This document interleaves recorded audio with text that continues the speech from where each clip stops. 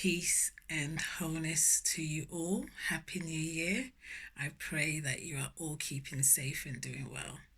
Thank you so much for joining me on my follow-up video to my first ever video last time, which I basically just gave a brief introduction to myself, the reason why I started this channel, and my journey or healing journey process so far in relations to my foot diagnosis back in August of 2019 with plantar fasciitis.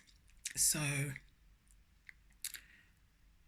when I was referred to counselling and cognitive behaviour therapy, as I mentioned in the first video, I started counselling literally just before the lockdown started, and cognitive behavioral therapy, I started that in April of last year. So a little bit about what the differences are with counselling and cognitive behavioral therapy. So both are types or forms of therapy, talking therapy. With counselling, the therapist is there to listen to you, empathize with you, and basically they try to encourage and empower you to be able to deal with personal and psychological issues, problems, traumas as well. And with CBT, that basically is more on the concept that your social background, your thoughts, your feelings, ethnicity, all these are interconnected or have interrelations. So with cognitive behaviour therapy, it's giving you like more of like practical tools to kind of help with mental health, because as the name suggests, it's cognitive behaviour therapy. So it's to do with your mind, your mindset, and thoughts and feelings. If you're someone that has like negative thoughts and feelings, in some cases you might find that you are excuse me, you are sort of like in a repetitive sort of vicious cycle. So cognitive behavior therapy is more of a practical therapy as to counseling, where again, both are great in their own right, and I'm just truly grateful that I was able to be referred to both and picked up for both close to the same time. So with my journey with my feet, because really and truly it's this foot issue that has really brought to light my healing in so many different levels, and again, just even to be connected to the counselling and the cognitive behaviour therapy. I've never had cognitive behaviour therapy before, so it was all very new to me, but I do appreciate what I was able to pick up through my sessions. So when it comes to me dealing with past traumatic events, as I mentioned before in my first video, that apart from having this sort of like black and white diagnosis of plantar fasciitis. It's kind of like a partial diagnosis because I do have like the pains and symptoms of somebody who suffers from that. But to also look at different factors that could have contributed, which is where the whole going back and digging deep, well, didn't really have to dig that deep, but bringing things that I had suppressed for such a long time to the surface to rehash, relive again, and go through all this in the hopes that my thought will get better. This is where I was coming from. This is where me stopping uni and working and my life just basically coming to like a total stop. I was willing to try anything. So the traumatic events that came to the surface when I was with the university occupational health consultant immediately were my family like bereavement. So I come from a family of six, or six siblings, including myself and my mum and my dad. So that's a total of eight. And out of that eight, there is three of us remaining. So I have events that have happened and occurred in my life that I had to rehash. And the loss of my mum at the age of 21 was sudden, unexpected. We weren't prepared, and that taught me a lot about preparation before one passes on.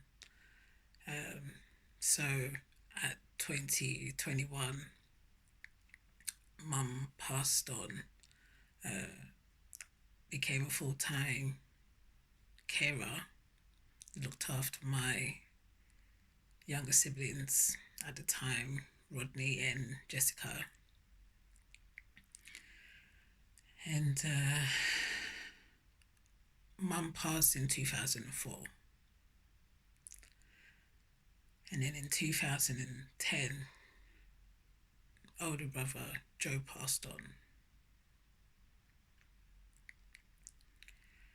And then in 2013, Rodney passed on. And I went into my nursing degree pretty much less than 2 months after Rodney's burial. So I knew I had traumatic events that I hadn't fully healed from, recovered from.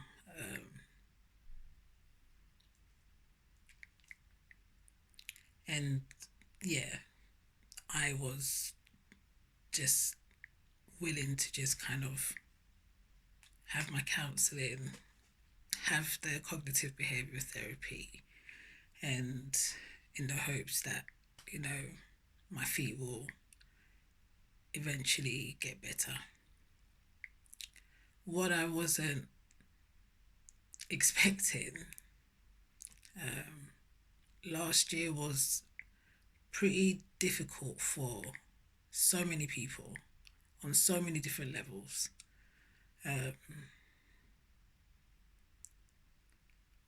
I know some people might relate, and this is the reason why I am doing this video. Last year was really tough. Apart from, you know, the obvious with the pandemic, so many people, like, mental health was at a high last year. So I was already in place for these sessions, and I was ready, so I thought, for these sessions. But my first counselling,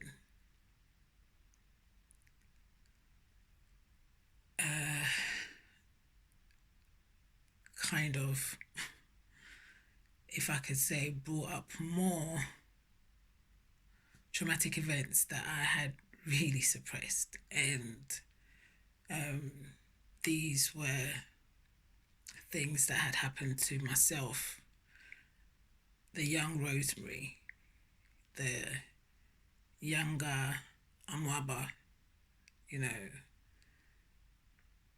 from just us getting to this soil was a traumatic event in itself, being separated from my brother, having to travel by myself, with an escort on the plane, and that was at the age of 8.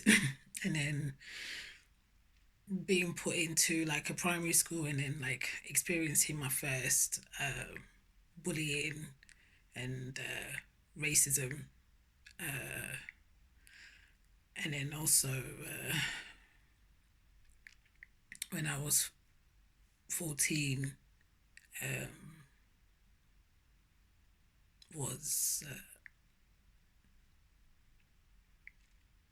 physically and sexually abused. And basically there's just a lot of things that I was suppressing. And my first counselling just kind of made me aware that there's so much more traumas beneath the bereavement of my family members that was so hard and still quite difficult sometimes to just, like, you know, take in. And, you know, me and my sister, we've gotten closer. I mean, there's so much that I have been through that now my feet, this this problem that just presented as foot pain, foot issues, now is making me go and dig up things that I had buried that I really didn't want to face again, if I'm quite honest with you. But I'm willing, and I want to get better. Being in this situation my current situation, because this is not the end. I am going to get better. I just don't know how long that process is going to take, because there is a lot that I need to heal from. But with the cognitive behaviour therapy, it really made me go back and actually take a full step back to analyze my thoughts. Every single traumatic event that has happened to me has left a blueprint.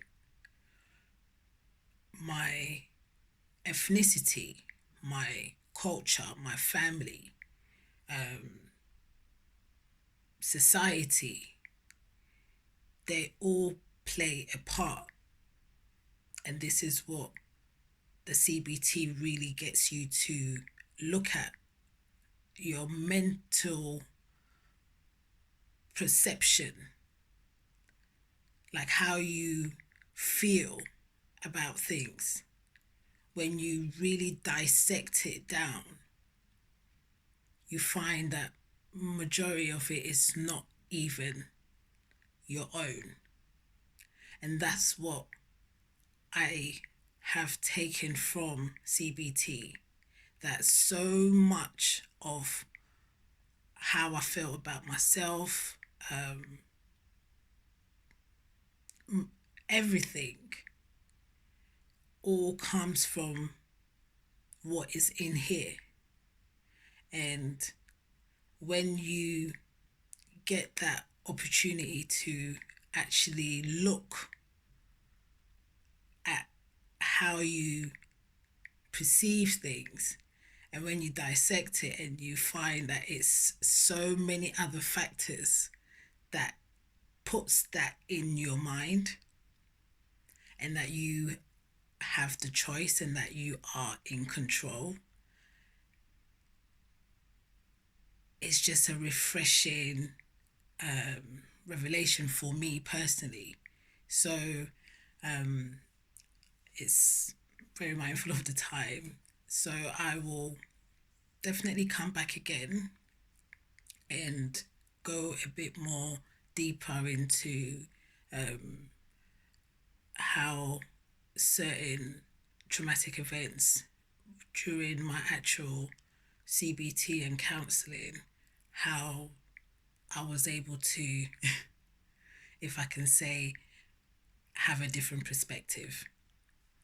And yes, on that note, I just want to wish everyone a lovely evening, day, wherever you are.